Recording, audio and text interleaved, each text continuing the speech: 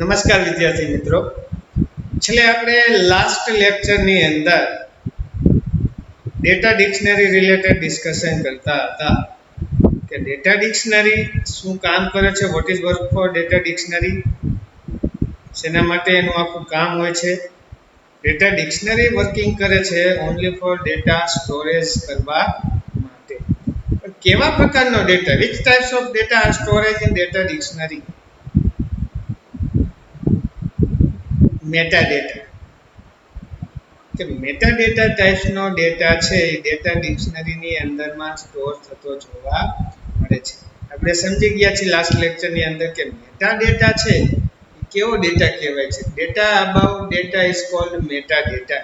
કે એક ડેટાની અંદર જે બીજો ડેટા હોય છે, મેઇન એન્ડ લીફ નોડની અંદરમાં જે ડેટા સ્ટોર થાય છે એને મેટાડેટા તરીકે ઓળખવામાં આવે છે. કે જે રિલેટેડ આપણે એના normally definition of data dictionary એના રિલેટેડ આગળ ડિસ્કશન કર્યું હતું. ડેટા ડિક્શનરીના સિમ્બોલ જોયા હતા, data dictionary related rules related આપણે ડિસ્કશન કર્યું હતું. નેક્સ્ટ જોવાનું છે, લાસ્ટ લેક્ચરની અંદર મેં લેક્ચર કમ્પ્લીટ કરતા પહેલા કીધું હતું છેલ્લે આપણે નેક્સ્ટ લેક્ચરની અંદર ડિસ્કશન કરશું તો કે data dictionary related function. 3 functions are used in data dictionary. First, passive data dictionary, second, active data dictionary, and third, inline data dictionary. આ ત્રણ પ્રકાર જે છે ડેટા ડિક્શનરીની અંદરમાં જોવા મળે છે. કે 3 types of use in data dictionary. First function છે પેસિવ ડેટા, સેકન્ડ છે એક્ટિવ ડેટા અને લાસ્ટની અંદર ઇનલાઇન ડેટા. તમને નોર્મલી 2 માર્ક્સની અંદર પૂછશે write a short note for data dictionary function. તો ત્યારે તમારે યાદ રાખવાનું થશે કે ડેટા ડિક્શનરીની અંદર 3 પ્રકારના ફંક્શનનો યુઝ થતો જોવા મળે છે. 3 types of function are used in data dictionary. First passive data dictionary, second active data dictionary અને થર્ડ ઇનલાઇન ડેટા ડિક્શનરી. ત્રણેય ફંક્શન મેં તમારી સામે પ્રેઝન્ટ કરેલા છે. તો ચાલો જોઈએ વન બાય વન દરેક ફંક્શન રિલેટેડ નોર્મલી ડિસ્કશન કરીએ. ફર્સ્ટ ફંક્શન છે passive data dictionary. Passive data ડિક્શનરીનું working. The passive data dictionary perform documentation only. કે એક સિસ્ટમ રિલેટેડ જે કંઈ પણ ડોક્યુમેન્ટેશન રેડીમેડ તૈયાર થતું જોવા મળે છે એ દરમિયાન જે ડેટા ડિક્શનરીનો જે ફંક્શન યુઝ થાય છે, પેસિવ ડેટા ડિક્શનરીનું ફંક્શન યુઝ થાય છે. Only for use in data documentation ઉપર ફંક્શનનો યુઝ કરવામાં આવે છે પેસિવ ડેટા ડિક્શનરીનો. કે જે રિલેટેડ એની અંદરમાં વર્કિંગ થાય છે પેસિવ ડેટા ડિક્શનરી રિલેટેડ. તો કે પેસિવ ડેટા ડિક્શનરી છે are use in normally documentation base. કે જે જગ્યાએ કોઈ પણ સિસ્ટમ રિલેટેડ ડોક્યુમેન્ટેશન મેન્યુઅલી તૈયાર થતું હોય, સોફ્ટ બેઝ તૈયાર થતું હોય એ લેવલે પેસિવ ડેટા ડિક્શનરીનો યુઝ થતો જોવા મળશે. ત્યાર પછી નેક્સ્ટ ફંક્શન છે એક્ટિવ ડેટા ડિક્શનરીઝ. તો active data dictionary are support program and operational development. કે જે પ્રોગ્રામિંગ, જે સિસ્ટમ ડેવલપમેન્ટ તમે કરો છો એ દરમિયાન જે ફંક્શન યુઝ થશે ડેટા ડિક્શનરીનું એ કયું ફંક્શન હશે? Active data dictionary. કે જ્યારે તમે પ્રોગ્રામિંગ કરતા હશો, કોઈ પણ સોફ્ટવેર ડેવલપમેન્ટ કરતા હશો, ફ્રન્ટ એન્ડ ટુ બેક એન્ડની અંદર ડેટા કોમ્યુનિકેશન કરવા માટે ઇન્સર્ટની ક્વેરી ફાયર કરી હશે તમે લોકોએ, ત્યારે એક ફંક્શન ઓલ ટાઈમ કન્ટિન્યુ જોવા મળશે, એ એક્ટિવ ડેટા ડિક્શનરીનું જોવા મળશે. જ્યારે એક્ટિવ ડેટા ડિક્શનરીનું વર્કિંગ કન્ટિન્યુ હશે ત્યારે જ front end to back end તમારો ડેટા ટ્રાન્સફર થશે. એટલે એ રિલેટેડ આખું એક્ટિવ ડેટા ડિક્શનરીનું વર્કિંગ છે. ત્યાર પછીનું ફંક્શન છે inline data dictionary. Inline data ડિક્શનરીનું વર્ક શું છે? And inline data dictionary is active during program execution. જ્યારે પ્રોગ્રામ રનિંગ મોડ ઉપર જોવા મળશે ત્યારે ઇનલાઇન ડેટા ડિક્શનરીનું વર્કિંગ થતું જોવા મળશે. During program execution, performing transaction and validation and editing.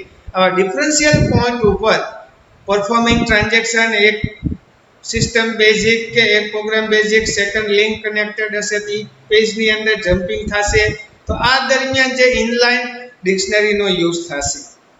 તમને ખ્યાલ હોય તો આપણે HTML ની અંદરમાં જોયું હતું href ટેગ આવતો.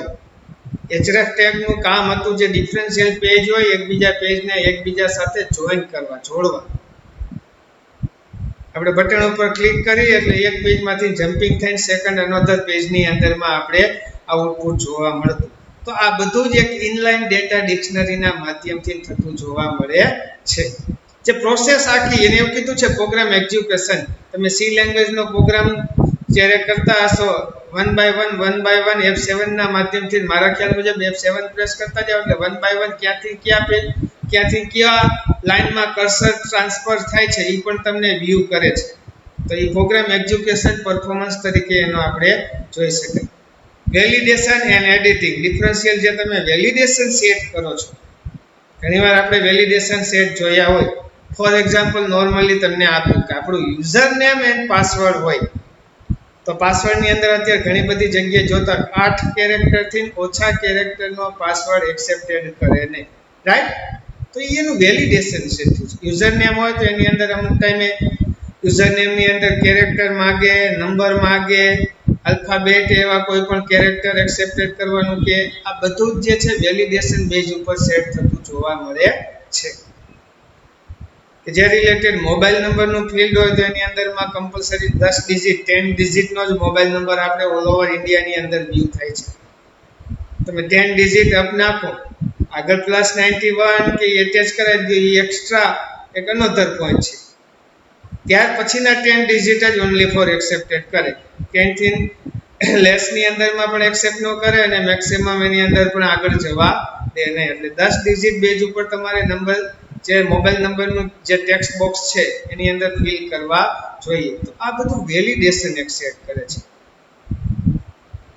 કે જે વેલ્યુને જેટલી વેલ્યુ એક્સેપ્ટેડ થવી જોઈએ એટલી જ વેલ્યુ એક્સેપ્ટેડ કરે, જે વેલિડેશન સેટ કરે.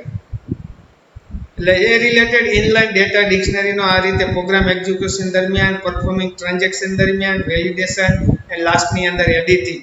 કે જે સિસ્ટમ બેઝિક તમે જે વર્કિંગ કરો છો, જે સ્ટેટિક નથી હોતું, ડાયનેમિક જોવા મળે છે. હંમેશા કાંઈ પણ રિલેટેડ એડિટ અપડેટ વર્કિંગ થાય છે ડાયનેમિક પોઈન્ટ ઉપર જ થાય છે. જો સ્ટેટિક હોય તો ફર્સ્ટ ટાઈમ જે તમે પ્રોગ્રામિંગ કરી નાખ્યું એ ફર્સ્ટ એન્ડ ફાઇનલ. પણ એવું નથી. અહીંયા જે એડિટિંગ બેઝ કંઈ પણ વર્કિંગ થાય છે ડાયનેમિક બેઝ ઉપર એનું આખું વર્કિંગ થયેલું હોય છે. એટલા માટે એની અંદરમાં ઇનલાઇન ડેટા ડિક્શનરી બેઝ આ related differential programming base working થાય છે. તો જે ત્રણેય ફંક્શન ઇઝીલી છે normally passive data dictionary, active data dictionary, inline data dictionary. Passive data dictionary છે એ ડોક્યુમેન્ટેશન સાઇડ યુઝ થાય છે. Active data dictionary program and developer side use થાય છે. ઇનલાઇન ડેટા ડિક્શનરી જ્યારે પ્રોગ્રામ એક્ઝિક્યુશન તમે run કરો છો ત્યારે ઇનલાઇન ડેટા ડિક્શનરીનો યુઝ કરવામાં આવે છે. આ હતા 3 types of data dictionary function. તો અહીંયા ડેટા ડિક્શનરીનું વર્કિંગ આપણે જે પોઈન્ટ રિલેટેડ ડિસ્કશન કરતા હતા ડેટા ડિક્શનરી. તો કે what is data dictionary? Data dictionary is one types of data storage platform. કે ડેટા સ્ટોરેજ કરવાનું એક પ્લેટફોર્મ છે. એના અમુક આપણે રૂલ્સ વ્યૂ કર્યા, સિમ્બોલ વ્યૂઝ કર્યા કે ડેટા ડિક્શનરીની અંદર કેવા પ્રકારનો ડેટા સ્ટોર થાય છે. તો એ પણ આપણે એને સિમ્પલ રિલેટેડ આપણી સામે પ્રેઝન્ટ કર્યું કે data dictionary are supported only for metadata. કે જે ડેટા ડિક્શનરીની અંદર જે સપોર્ટ થતો ડેટા છે એ કેવો છે? મેટા ડેટા છે. અનધર ડેટા એ સપોર્ટેડ કરી શકતું નથી. એટલે આપણે જે અત્યારે નોર્મલી જે ડિસ્કશન કર્યું ડેટા ડિક્શનરી રિલેટેડ ડિસ્કશન કર્યું છે. ત્યાર પછીનો જે આપણો નેક્સ્ટ ક્વેશ્ચન છે, ઇમ્પોર્ટન્ટ ક્વેશ્ચન છે, introduction to software testing. Introduction to software testing. કે જે કંઈ પણ આપણે ડેવલપ કર્યું છે, જે ક્રિએટ કર્યું છે આપણી આવડત મુજબ, તો એ કેટલું પરફેક્ટ છે અને કેટલું રોંગ છે એ ચેક કરવાનું કામ કોણ કરે છે? Software testing. કોઈ પણ કંપની સોફ્ટવેર ટેસ્ટિંગ વિના પોતાનો સોફ્ટવેર કે એપ્લિકેશન માર્કેટની અંદર લોન્ચ કરતા છે નહીં. ઘણા બધા અલગ અલગ સોફ્ટવેર ટેસ્ટિંગના લેવલ હોય છે. આપણે આગળ આની અંદરમાં જ આ ક્વેશ્ચનની અંદરમાં જ જોશું. તો અહીંયા જે આપણે અત્યારે જે ડિસ્કસ કરવા જઈ રહ્યા છીએ ઇન્ટ્રોડક્શન ટુ સોફ્ટવેર ટેસ્ટિંગ, કે કે જે સોફ્ટવેર ટેસ્ટિંગની અંદર શું છે, તો કે testing of software carried out in the fifth phase of SDLC development life cycle. આપણે સેકન્ડ લેક્ચરની અંદર એસડીએલસી જોઈ ગયા, યાદ તો છે ને? એસડીએલસી નું પૂરું નામ શું થાય? System development life cycle. એની અંદર 6 ટાઈપ્સ હતા. એ 6 ટાઈપ્સની અંદરમાં એવું કે છે ફિફ્થ ફેઝ છે જે સિસ્ટમ ટેસ્ટિંગનો. એ ફેઝ ઉપર આખું આ સોફ્ટવેર ટેસ્ટિંગ કામ કરે છે.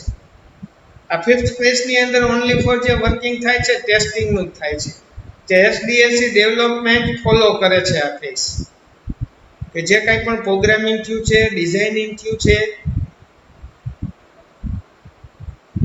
કેટલું પરફેક્ટ છે, કેટલું રોંગ છે, એ બધું જ આ ફેઝની અંદર ફિફ્થ ફેઝની અંદર પ્રેઝન્ટેશન જોવા મળતું હોય છે.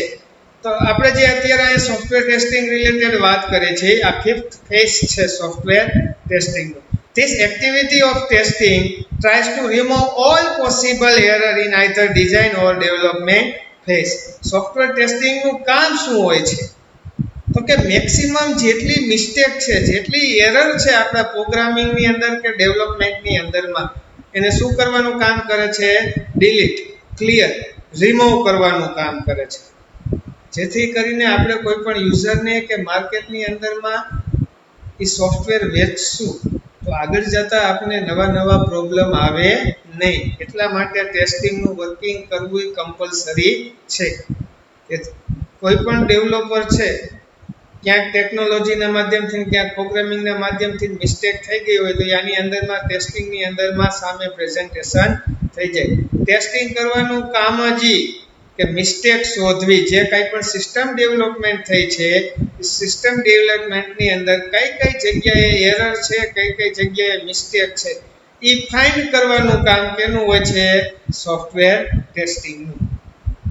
ત્યાર પછી next point, testing increase quality and reliability of software. Testing કરવાથી સોફ્ટવેરની ક્વોલિટી કેવી થાય છે? અપ થાય છે, ઇન્ક્રીઝ થાય છે. સ્વાભાવિક છે કે સોફ્ટવેરની અંદર આપણે ચેક કરશો એટલે જે કાંઈ પણ મિસ્ટેક, ભૂલ હશે એ આપણી સામે આવશે. આપણે એને સુધારશું એટલે ક્વોલિટી તો સુધરવાની જ છે.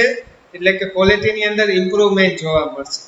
એન્ડ રિલાયબિલિટી ઓફ સોફ્ટવેર, આપણે સોફ્ટવેર ઉપર આપણો ભરોસો જે છે, રિલાયબિલિટી પણ એની અંદરમાં ઇન્ક્રીઝ થતી જોવા મળશે. આપણે શ્યોર 100% કોઈ પણ યુઝરને ગેરંટી સાથે કહી શકશું કે જે અમે સોફ્ટવેર કે જે સિસ્ટમ ડેવલપમેન્ટ કરેલી છે, not copyright, only for unique.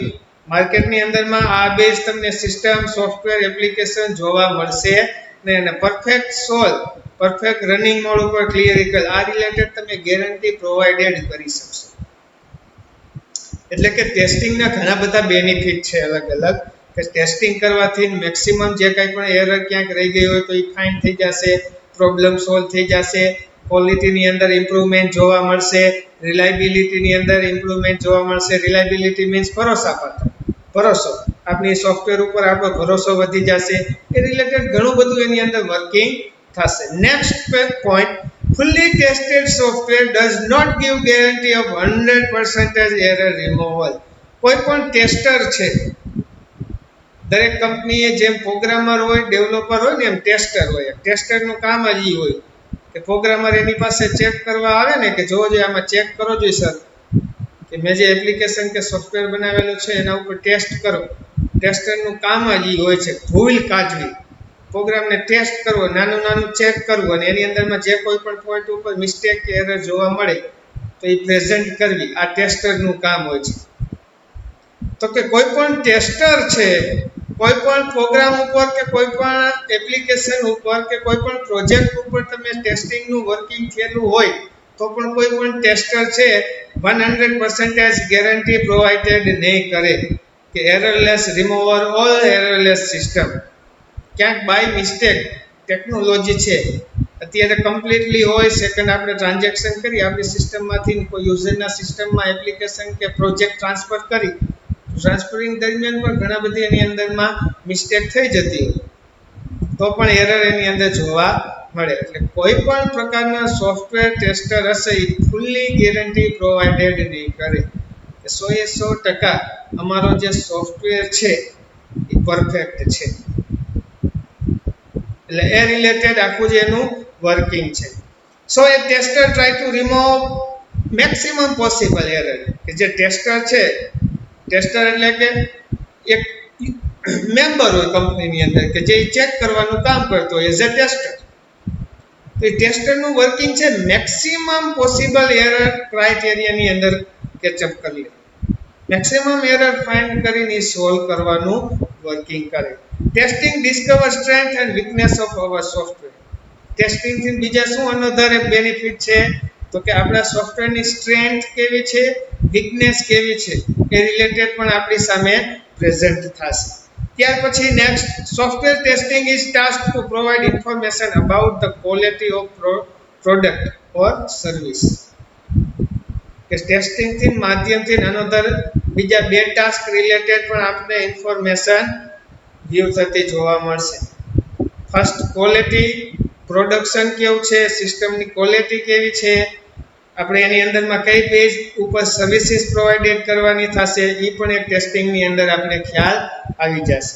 કે આપણે જે સોફ્ટવેર કે એપ્લિકેશન કે સિસ્ટમ તૈયાર કરી રહ્યા છીએ એ સિસ્ટમ શેના રિલેટેડ પ્રોડક્શન પ્રોવાઇડેડ કરે છે, એની અંદર કેવા પ્રકારની સર્વિસીસ પ્રોવાઇડેડ કરવી જોશે, આના રિલેટેડ ઓલ ઓવર ઇન્ફોર્મેશન પણ ટેસ્ટિંગના માધ્યમથી આપણી સામે પ્રેઝન્ટ થશે. Next point, software testing can be started any time in the development process. એવું કંઈ ફિક્સ હોતું નથી કે 25% પ્રોગ્રામનું વર્કિંગ કમ્પ્લીટેડ થઈ ગયું છે ત્યાર પછી ટેસ્ટ કરી, 50% પ્રોજેક્ટ કમ્પ્લીટેડ થઈ ગયો છે ત્યાર પછી નેક્સ્ટ ટેસ્ટ કરી, કમ્પ્લીટેડ પ્રોજેક્ટ થઈ ગયો છે પછી ટેસ્ટ કરી. એની ટાઈમ તમે ટેસ્ટિંગ કરી શકો છો.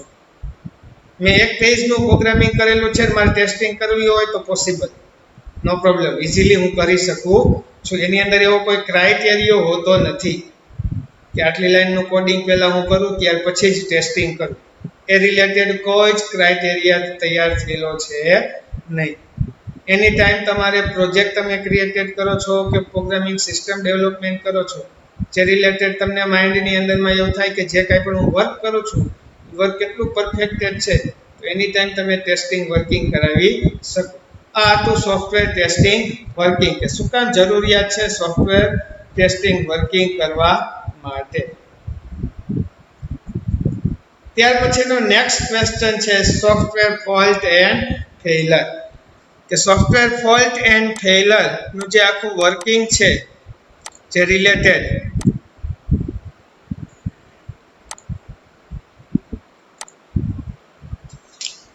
સોફ્ટવેર ફોલ્ટ એન્ડ ફેઇલર, કે એક સોફ્ટવેર છે એ સોફ્ટવેરની અંદર ગમે ત્યારે મિસ્ટેક આવે તો આ બંને વર્કિંગ થતા જોવા મળે છે, ફોલ્ટ એન્ડ ફેઇલર. પણ હંમેશા વિદ્યાર્થી મિત્રો એક વાત યાદ રાખજો, કોઈ પણ સિસ્ટમ ફેલ થાય તે પહેલા એની અંદર ફોલ્ટ આવતો હોય છે. જો ફોલ્ટ ન હોય તો કોઈ પણ સિસ્ટમ ક્યારેય ફેઇલર થઈ શકે જ નહીં. ફર્સ્ટ ઓફ ઓલ વર્કિંગ ફોલ્ટનું થાય છે ને ત્યાર પછી ફેલ થાય છે સિસ્ટમ. કે જે રિલેટેડ ડાયરેક્ટલી આપણે કરી કે સી લેંગ્વેજનો પ્રોગ્રામ ઓપન કરી અને ત્યાર પછી એની અંદર પ્રોગ્રામિંગ ટાઈપ કરી, ત્યાર પછી એને રન કરીને જે એરર આવે છે એ ફોલ્ટ છે. એ ફોલ્ટના કારણે તમારો પ્રોગ્રામ રન થઈ નથી શકતો, એ ફેલ છે. ક્લિયર? સમજાઈ ગયું? કે ફોલ્ટ અને ફેલર જે નીચે મેં ડાયોગ્રામ વ્યૂ કરેલો છે, સિમ્પલ ઇઝીલી ડાયોગ્રામ છે. ફોલ્ટનું વર્કિંગ થયું તો ફોલ્ટ શેના કારણે થયો છે તો કે એની અંદર ડિફરન્શિયલ ટાઈપ્સની એરર આવેલી છે, સિન્ટેક્સ એરર, લોજિક એરર, અલગ અલગ પ્રકારની જે એરર જનરેટ થઈ છે. એરરના કારણે અહીંયા એરરનું ડિસ્ક્રિપ્શન આવ્યું કે એરર શેની એરર છે, શેના કારણે ફેલર સિસ્ટમ થઈ જાય છે, એને અહીંયા ફિક્સ કરી. એરર તો સોલ્વ કરવી જોશે ને આપણે. એ એરરમાંથી ફરી પાછું એની અંદરમાં મેઇન સિસ્ટમમાં આપણે સિમ્પલ કોક સી લેંગ્વેજનો પ્રોગ્રામ રન કરે છે, એરર આવે છે, એરર ઉપર એન્ટર મારી છે, કઈ લાઇનની અંદર એરર છે એ આપણે પ્રેઝન્ટ કરે છે, પછી એરર સોલ્વ કરે છે, ફરી પાછો રન કરે છે. જો રન કરીને એરર હજી સોલ્વ નથી થઈ તો શું આવશે? ફોલ્ટ આવશે. વળી એરર શેની છે એ આપણી સામે પ્રેઝન્ટ કરશે, વળી એને આપણે ફિક્સ કરવાની, વળી પાછા આપણે શું કરશું? રન કરશું. આ રિલેટેડ આખું જે પ્રોસેસિંગ લાઈફ સાયકલ છે ફોલ્ટ એન્ડ ફેલરની. સિમ્પલ મેં એક્ઝામ્પલ સી લેંગ્વેજના પ્રોગ્રામિંગનું આપ્યું તમને. કે તમે સી લેંગ્વેજની અંદર ટર્બો સી ઓપન કરો, એની અંદર પ્રોગ્રામિંગ ટાઈપ કરો, F9 પ્રેસ કરો એટલે આપણો પ્રોગ્રામ શું થાય છે? રન થાય છે. રન પ્રોગ્રામ કરો એટલે જો પ્રોગ્રામ તમારો સક્સેસફુલી કમ્પ્લીટેડ હશે તો ડાયરેક્ટ તમને આઉટપુટ મળી જશે. તો આ ફોલ્ટ એન્ડ ફેલરનું વર્કિંગ થશે નહીં. બટ જે પ્રોગ્રામ તમે કરેલો છે એની અંદરમાં ક્યાંક મિસ્ટેક હશે ત્યારે તમારી સિસ્ટમ છે, પ્રોગ્રામ છે, એ શું થઈ જશે? ફોલ્ટમાં જતો રહેશે. ફોલ્ટમાં જતો રહેશે એટલે એની ફોલ્ટ કેના કારણે આવેલો છે? તો કે એરરના કારણે. જેટલી એરર હશે, હું તો ઘણીવાર લેબની અંદરમાં જોઉં છું, દરેક વિદ્યાર્થી મિત્રો પ્રોગ્રામ રન કરતા હોય છે તે મલ્ટિપલ એરર જોવા મળે છે. તો એ જે એરર વ્યૂ થશે એ એરર આપણે રીડ કરશું, એનું સોલ્યુશન કરશું અને અનોધર એરર સોલ્વ કર્યા પછી અનોધર વરી પ્રોગ્રામ રન કરશું. વળી ક્યાંક મિસ્ટેકથી બાય મિસ્ટેક એરર રહી ગઈ હોય, સોલ્વ કરવાનું આપણે ભૂલી ગયા હોય તો વળી એરર જનરેટ કરશે. એટલે આના રિલેટેડ આખું ફોલ્ટ એન્ડ ફેલરનું વર્કિંગ જોવા મળે છે. ફોલ્ટ શું છે એને સમજીએ. A fault is a introduction to software as the result of an error. કે જે તમે સોફ્ટવેર રન કરો છો એની અંદરમાં કાંઈક બાય મિસ્ટેક એરર, કાંઈક ફોલ્ટ મિસ્ટેક છે, એના કારણે તમારી સિસ્ટમ ફોલ્ટ થઈ ગયેલી છે. Fault or defect are sometime called bug. કે જે ફોલ્ટ આવે છે, ફોલ્ટને એક અનોધર નેમ તરીકે પણ પ્રેઝન્ટેશન કર્યું છે, બગ્સ. બગ્સ કયો, અનોધર ફોલ્ટ કયો, એઝ અ સેમ. કે જે ફોલ્ટ આવે છે એને બગ્સ પણ કહી શકીએ આપણે. Use of term bugs under estimate the impact of fault have on software quality. આપણે જે એરર આવે છે કે જે બગ આવે છે એને અંડર એસ્ટિમેટ કરી તો એ આપણા પ્રોગ્રામની ક્વોલિટી જે છે એ પરફેક્ટ કહી શકીએ નહીં. કારણ કે અત્યારે આપણે એરર આવેલી છે અનોધર પ્રોગ્રામ આપણે કોઈ પણ પર્સન યુઝરને પ્રોવાઇડેડ કરશું તો સ્વાભાવિક છે ત્યાં પણ એરર જનરેટ થવાની જ છે. એનાથી જે આપણા ઉપરનું જે કાંઈ પણ વર્કિંગ છે, આપણું બેડ વર્કિંગ પ્રેઝન્ટેશન અહીંયા થતું જોવા મળશે. એટલે કે ફોલ્ટ ફેલરનું જે કાંઈ પણ વર્કિંગ છે, જે એની સાયકલ છે, ફોલ્ટના અનોધર બગ તમે કયો, હું બગ કંઈ પ્રેઝન્ટેશન કરું તો એ પણ એક ફોલ્ટનું વર્કિંગ જ છે. જે કાંઈ પણ બગ્સ આવે છે એક સોફ્ટવેરની અંદરમાં એ ક્રાઇટેરિયા બેઝ ઉપર ઓલ ઓવર 1 by 1 સોલ્વ કરીને જે છે એ આગળ લાસ્ટ આઉટપુટ સુધી આપણે પહોંચવાનું હોય છે. આ હતું ફોલ્ટ. ત્યાર પછી નેક્સ્ટ છે failure. When software stop working, it is considered as failure. જે ફોલ્ટ આવ્યો છે એના કારણે શું થઈ જશે? સોફ્ટવેર સ્ટોપ થઈ જશે. એ સ્ટોપ જે થયો છે એ શું થઈ ગયું? ફેલ થઈ ગયું. કે આપણે કોઈ પણ મશીન છે એ ચાલુ તો કરે છે, પછી વચ્ચેથી કાંઈ પણ એ સિસ્ટમ છે એ સ્ટોપ થઈ જશે તો એની અંદરમાં કાંઈક ફેલ થયું હશે તો જ સ્ટોપ થશે. કમ્પ્લીટલી બધું જ એની અંદર ચાલુ હશે તો એ સિસ્ટમ સ્ટોપ થશે નહીં. પણ શું છે કે જ્યારે સોફ્ટવેર સ્ટોપ થઈ જશે ત્યારે એની અંદર ફેલનું વર્કિંગ જોવા મળશે, કાંઈક મિસ્ટેક હશે એવું આપણે કહી શકશું. An error in software may from core part logic of processing data or from non core part. બંને part, core part and non core part, બંનેના માધ્યમથી સિસ્ટમ ફેલ થઈ શકશે. લોજિકની અંદર કાંઈક મિસ્ટેક હશે તો પણ થઈ જશે. લોજિકના બહારનો કોઈ પણ પ્રોબ્લેમ હશે, ડિઝાઇનિંગ બેઝ અનોધર પ્રોબ્લેમ, તો પણ એરર જનરેટ થશે. એટલે બંને સાઇડના માધ્યમથી સિસ્ટમ ફેલર થશે ત્યારે ફોલ્ટની અંદર આ ફેલના કારણે જતી રહેશે. An error in software may or may not arise failure. અમુક એરર એવી હોય છે કે જે આપણા પ્રોગ્રામની અંદરમાં આવે છતાં આપણે આપણું આઉટપુટ પરફેક્ટ મળતું હોય છે, પણ એ એરર છે એ કોઈ પણ પ્રકારની નુકસાન કે હાનિકારક આપણા પ્રોગ્રામને પહોંચાડતી છે નહીં. એટલે અમુક એરર જે એવી હોય છે, એરર જનરેટ થાય છે પણ છતાં આપણું પ્રોગ્રામનું આઉટપુટ પરફેક્ટલી મળે છે કે જેના કારણે સિસ્ટમ ફેલ થતી હોતી નથી. તો એ રિલેટેડ દરમિયાન સિસ્ટમ ફેલરનું વર્કિંગ જોવા મળતું છે નહીં. Failure depend on seriousness error. ફેલરનું વર્કિંગ કેવું છે, શેના ઉપર ડિપેન્ડ છે? સિરિયસ એરર હશે તો સિસ્ટમને ફેલ કરાવી નાખશે, જેના કારણે ફોલ્ટ જનરેટ થશે. ફોલ્ટ આવશે એટલે એરર જનરેટ થશે. એ એરરના કારણે સિસ્ટમ ફેલ થઈ ગઈ છે એવું પ્રેઝન્ટેશન આપણે જોવા મળશે. Some are automatically recover by pre defined routine, otherwise we have to intervene by rebooting or restarting software, કે જે રિલેટેડ અમુક ટાઈમે ઓટોમેટિકલી જે સિસ્ટમની અંદર પ્રોબ્લેમ આવે છે તો એ સિસ્ટમ જ એને રિકવર કરી લે છે, પોતાની રીતે સોલ્વ કરી નાખે છે. અમુક ટાઈમે સોફ્ટવેર પ્રોજેક્ટ એપ્લિકેશનની અંદર એરર જનરેટ થતી હોય, આપણે એને વળી પાછા રિસ્ટાર્ટ કે રિબૂસ્ટ કરી તો અમુક ટાઈમે એરર સોલ્વ પણ થઈ જતી હોય છે. જે બેઝિકલી સિસ્ટમ બેઝ ઉપર આખું એનું વર્કિંગ થયેલું હોય છે. રિસ્ટાર્ટ સોફ્ટવેર કરો તો પણ એ સિસ્ટમ બેઝિક જે પ્રોબ્લેમ છે એ ક્લિયર થઈ જતું હોય છે. એટલે અમુક ટાઈમે ટેમ્પરરી જે એરર હોય, પરમિનન્ટ એરર નહીં, ટેમ્પરરી એરરના કારણે જ્યારે સિસ્ટમ અમુક ટાઈમે ફેલ થઈ જતી હોય ત્યારે રિબૂટ કે રિસ્ટાર્ટ આપણે સિસ્ટમ સોફ્ટવેર કરતા હોય છે ત્યારે અમુક ટાઈમે એ ટેમ્પરરી એરર ક્લિયર થઈ જતી જોવા મળે છે. એ રિલેટેડ આખું આ ફોલ્ટ એન્ડ ફેલરનું વર્કિંગ જોયું. હવે નેક્સ્ટ લેક્ચરની અંદર આપણે જ્યારે ડિસ્કશન કરશું ત્યારે બગ્સ થી આપણે ચાલુ કરશું. આગળ મેં કીધું હતું ફોલ્ટને એક બીજા કયા નામ તરીકે ઓળખવામાં આવે છે? બગ્સ તરીકે ઓળખવામાં આવે છે. બગ્સ એટલે મીન્સ એરર, મીન્સ ફોલ્ટ. એ બગ્સના કારણે જ ફોલ્ટ વર્કિંગ થતું હોય ને એના કારણે સિસ્ટમ ફેલ થઈ જતી હોય છે. તો બગ્સ ઘણા બધા ડિફરન્શિયલ ટાઈપ્સ હોય છે બગ્સની અંદર.